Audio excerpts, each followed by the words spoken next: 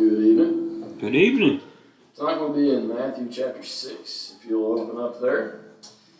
Matthew chapter 6.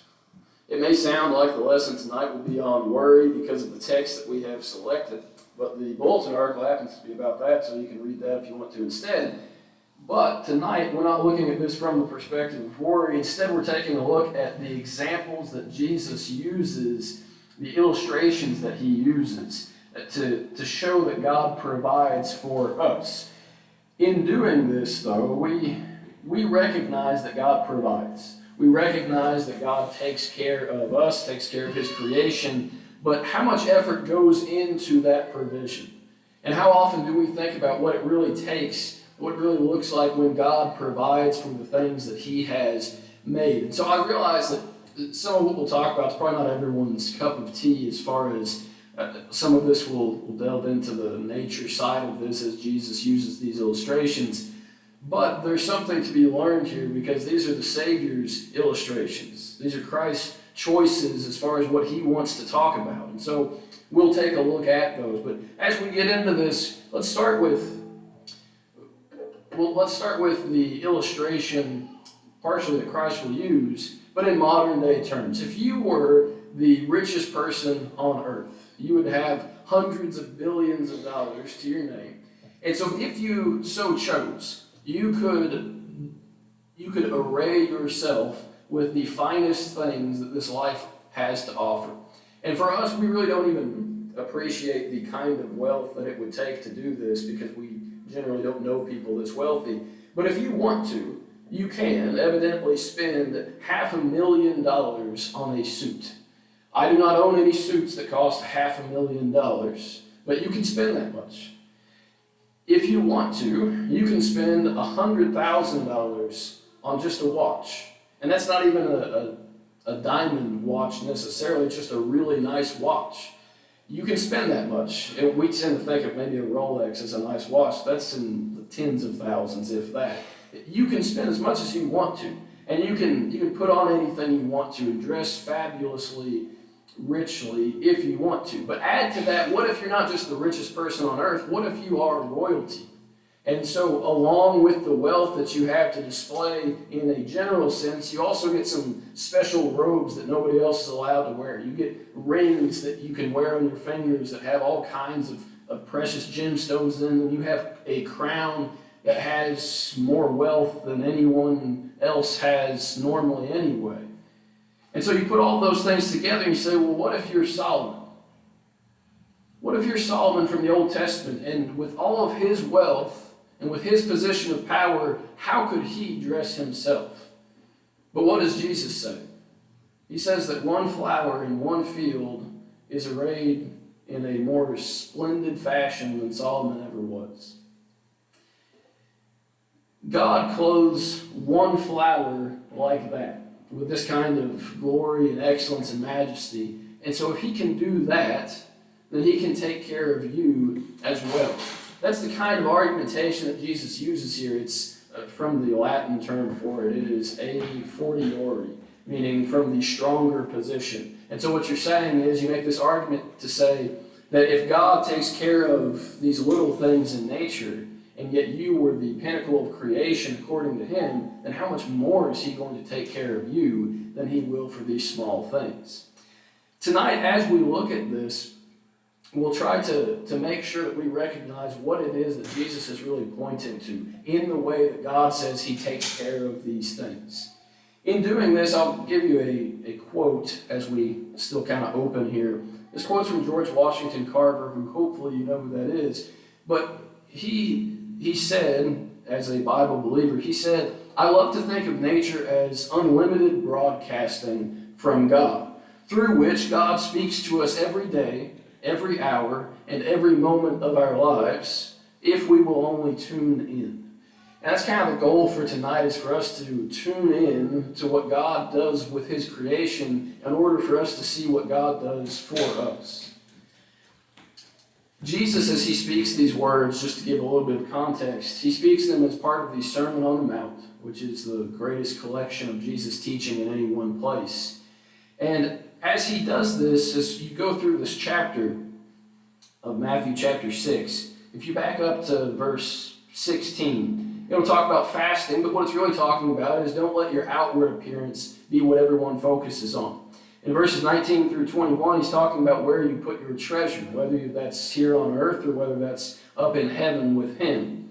He talks in verse 24 about how you cannot serve two masters. That is, you can't serve both God and money. And then we get to this section that says, so why are you so worried about the things of this life? If it's not about appearances, if it's not about treasure, if it's not about money that you're trying to serve, then why are you so worried about God taking care of you? Well, that's the question that Jesus is going to answer here in these verses. So again, when we get to verse 25, therefore I say to you, do not worry about your life, what you will eat, what you will drink, nor about your body, what you will put on. Is not life more than food, and the body more than clothing? Jesus will give an example of this in verse 26. He says, look at the birds of the air, for they neither sow nor reap, nor gather into barns, yet your heavenly Father feeds them. Are you not of more value than they? It's the same illustration Jesus will use elsewhere when he talks about a sparrow that falls to the ground, and your Father knows about that. And if he knows about the sparrow, then how much more does he care for you? But he says here, look at the birds of the air. Now, I'm not going to suggest that it's a command from Jesus that you have to be a bird watcher. But at the same time, what does he say? He says, look at this example. He may even be pointing to some birds next to him as he says this. But he says, look at them. Why? Well, what's he trying to get across? What he's saying is that your Father feeds them. He feeds them. Okay, so let's get into the nature side of this. What does a bird eat? Well, it depends on the bird, doesn't it?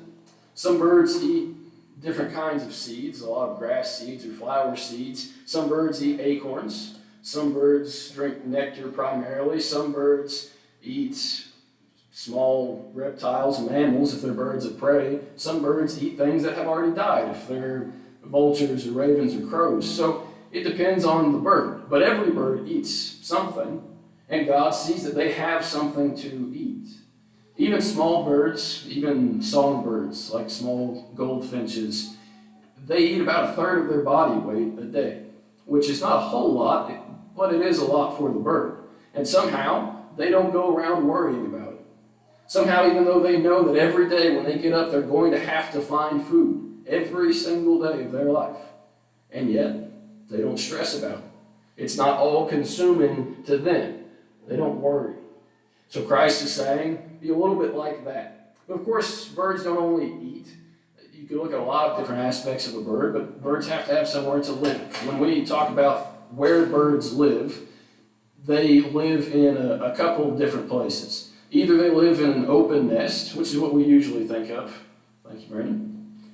Or they live in a cavity nest, which is they live in a hole. That's what a birdhouse really is. It's a cavity nest. But in nature, of course, that is not available. And so the cavity nest is going to be where a branch has broken off of a tree and left a hole. Or, by God's design, there are some birds, woodpeckers of several varieties, that create a hole in which to live. But also, by God's providence, they pretty much never come back to the same hole the next year. They create a new one, which means that all the other birds that nest in holes are going to have somewhere to live. And so God provides for those things without the birds worrying about them. The birds do part of the work. Maybe there's an example for us with that as well. They gather the straw, the grass, the moss, the feathers, everything that they bring together to make nests. But they're not worried about it because God is going to provide them with those things as well.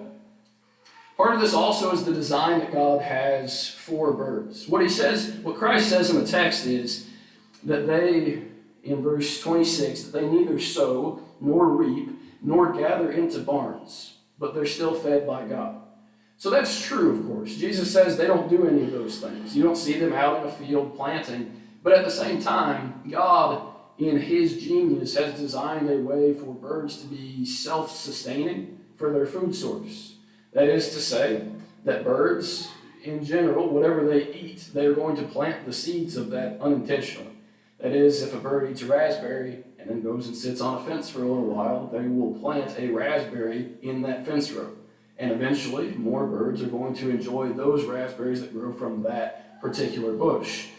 The same thing is true on a larger scale with blue jays in particular. Usually when we think about a species of animal that plants acorns, we think of squirrels. But blue jays put squirrels to shame in that for two reasons. One, blue jays, they're just a lot more proficient at collecting acorns. But two, they are able to travel a lot larger distances from the parent tree. And so they may carry an acorn from an oak tree up to 5 miles away from where it originally grew. And whenever they leave that there and they maybe don't come back to it, then it becomes another tree. Of course, that's long term. And so it's not as if they're planting this and the next year they get to eat it. Instead, they plant this acorn there, not realizing what they're doing consciously, but God has put that in them, and their great-great-great-grandchildren will enjoy the benefit of them having planted that. So, no, they don't sow, they don't reap, they don't gather into barns, but God's taking care of it a different way. And He's able to do that in a lot of aspects, but that's one of them. Skip down to verse 28, and we get this second example. Again, the question, why do you worry? Specifically about clothing, consider the lilies of the field, how they grow, they neither toil nor spin. And yet I say to you that even Solomon in all his glory was not arrayed like one of these. Again, not necessarily the command, but the encouragement of Christ is consider the lilies. And so I get to read those words, I get to do one of two things. Either I get to say, that's a nice example, let's move on. Or I can say, okay, he said consider the lilies. Maybe for just a minute, I should think about what he wanted me to consider. Okay, what about the lilies? Well, first, what exactly is Jesus talking about? That's actually been a question that's been debated for a while, what particular flower he's talking about here. The most common suggestion, though, is that it's actually a species of what we would call a poppy. And it's one that grows, obviously, in that region of the world and would have been growing even back at the time of Christ. More specifically, it's one that blooms red. It's a perennial. It blooms red every spring, in the early spring. And that's also thought to be the time that the Sermon on the Mount, the time of year that it's being preached. What would that mean? That would mean that Jesus isn't just saying, consider the lilies of the field in some vague sense. What he's saying is, look over there on that hillside. Look at that example, that visual that you can see right here. When you look at those lilies, what do you learn about God and the way that He's able to provide for you? Well, again, he gives a few examples with this. They neither toil nor spin. The word for toil here is a word that really means to labor so much that you're exhausted. And so when you look at a flower, you say that flower, it's not tired.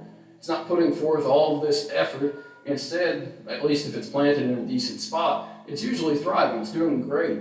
And if it is, then it's not toiling in that sense. It's not working hard just to get by. Nor do they spin. That is, they don't have to make their own clothing. Now, that being said, again, that's true. But what do they do because they've been designed by God in order to do it? Well, they do produce for themselves. They grow by themselves in a sense, although it's God doing the growing. But they're able to take in sunlight. Most flowers require about 1,000 hours of sunlight during the growing season. That comes directly from God, obviously. But they're able to take that in, and they're able, through photosynthesis, to make their own food out of that, their own energy out of that. And so they grow year after year because God has allowed them and designed them in a way that they're able to do this. Along with this, he points out that even Solomon in all his glory was not arrayed like one of these. There's two ways that you can kind of take that. One is just that they're beautiful, which is true enough. But the other side of this is that they're not just visually appealing for the sake of humans. Now, I think God in His design probably does make them that way so that we can appreciate them in some sense. But the reason that most flowers are the colors that they are is not to attract us, but to attract pollinators. All flowers are pollinated by something. Some flowers are wind pollinated, but most of them are pollinated by some kind of insect, or by birds, or even some by bats. And they are pollinated, that is, that they are able to reproduce because of how God has designed this, in part because of the colors that they use. So, two things with color. One, if you're interested, sometime look up images of flowers that are through an ultraviolet filter. Because on the petals of a flower, of most flowers, there is a pattern that is only visible in UV lighting.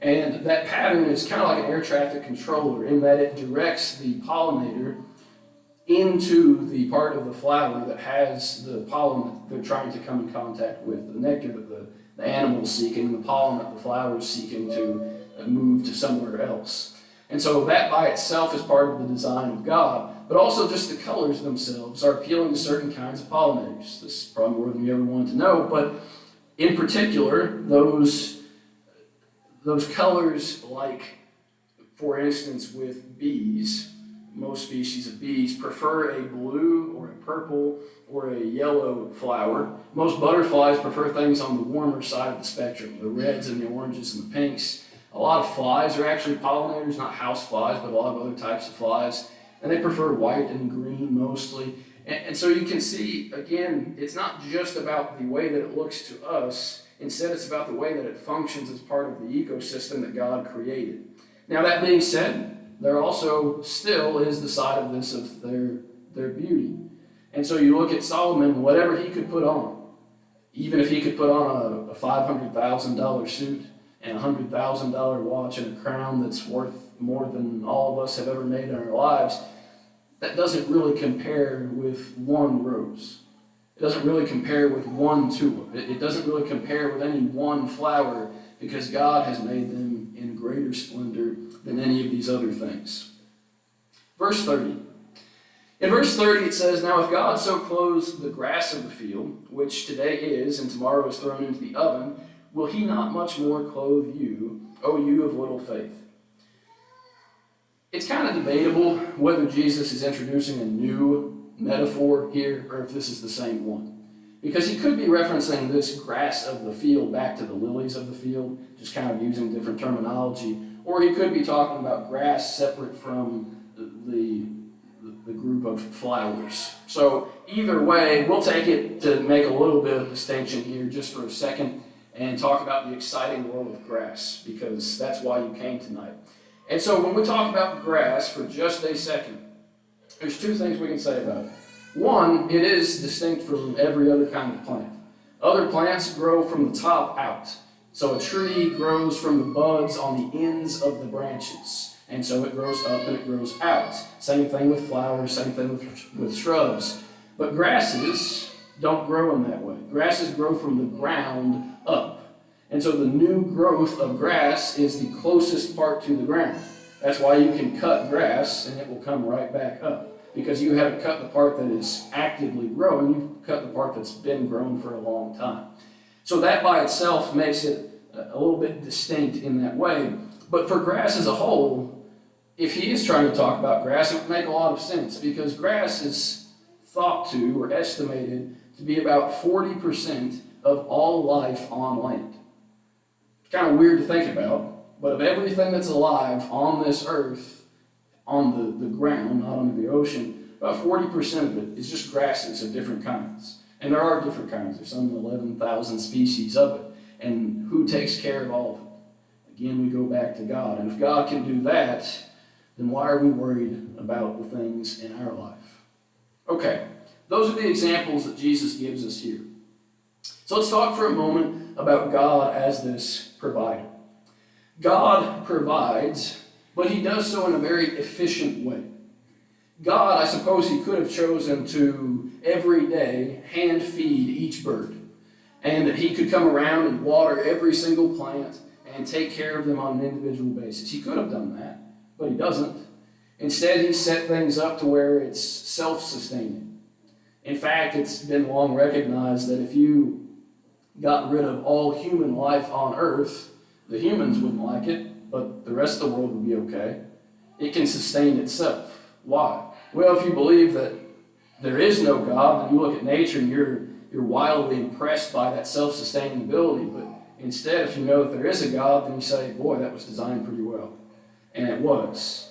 And so it's able to sustain itself where birds are feeding the flowers, where flowers are feeding the birds, It works in this symbiotic way. And so the other thing we want to do with this is we want to kind of scale it up. Because what we've talked about so far is kind of what we see in our own backyard and just the things that we might encounter on a daily basis. But think in terms of how much of this goes on. In your backyard, you at some point have robins, American robins. They are extraordinarily common in North America. And in North America, there are estimated to be about 380 million robins. Okay? That's more than the human population of the United States.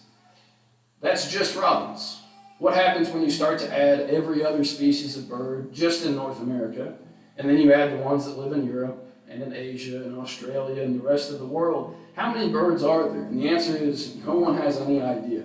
There's just a lot of them. And who takes care of them is the question. How many billions of birds are provided for by God? When I consider the birds of the air and the way that they're provided for, it's not just one bird that I'm considering, it has to be all of them. Same thing is true for flowers. Just to scale this up a little bit for us, if you're familiar at all with trees, some trees have flowers. Well, all trees have flowers actually, just not always visible. But the tulip poplar tree has every spring a yellow and orange and green flower that blooms. But on a mature tree, you are going to have over 1,000 flowers on each tree. Well, how many mature tulip poplar trees are there just in the state of Kentucky? Nobody knows, because there's too many. How many are there in the United States? Nobody knows. That's one tree, and yet every tree has thousands of flowers on it. And who's the one that takes care of each of those flowers as well? Not to mention the flowers that grow on shrubs, not to mention the flowers that grow as independent plants.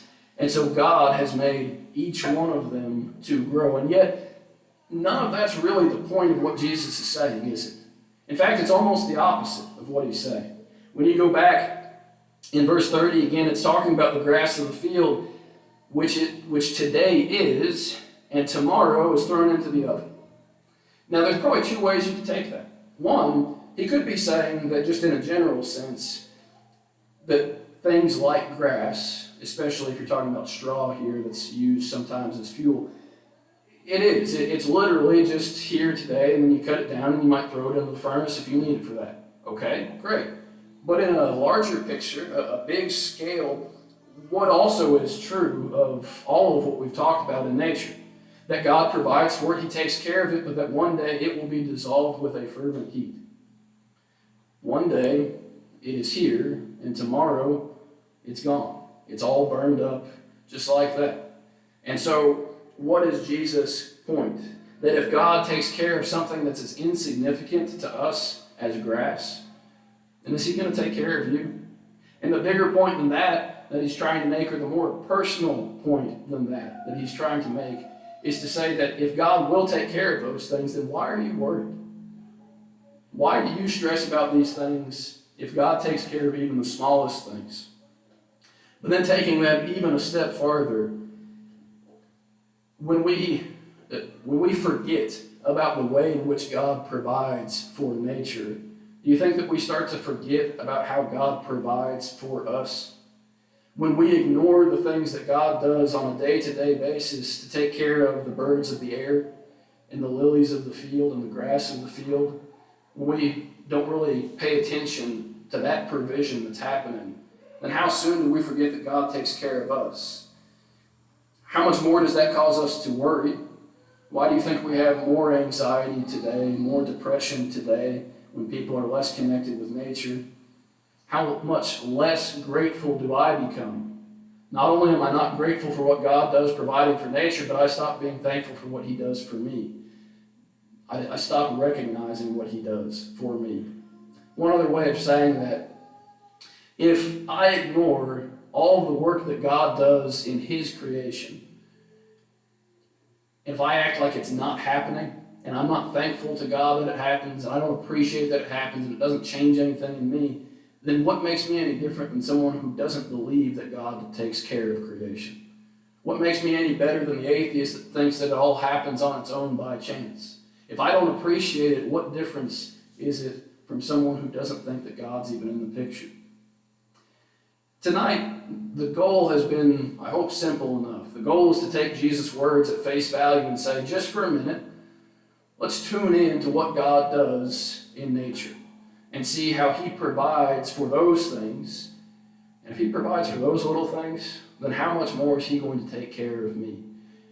Tonight, hopefully, we haven't missed the point of what Jesus is saying. Hopefully, we've been able to build on to that point. But of course, this has been more of a study into this subject as well. But what we want to do, of course, is not to ignore what God has created, not to ignore the way that he provides for it, but to learn from it, and then to trust in his providing. Even more than that, though, tonight, we have an opportunity for those who have never come to Christ in the first place. We have an opportunity to trust God will provide salvation to those who come to him in obedience. Tonight also, we trust that God is able to provide for those who have sinned and need an opportunity to repent. And we trust that God can provide for any need that we might have. If you have a need, we ask that you would come forward as we stand, as we sing.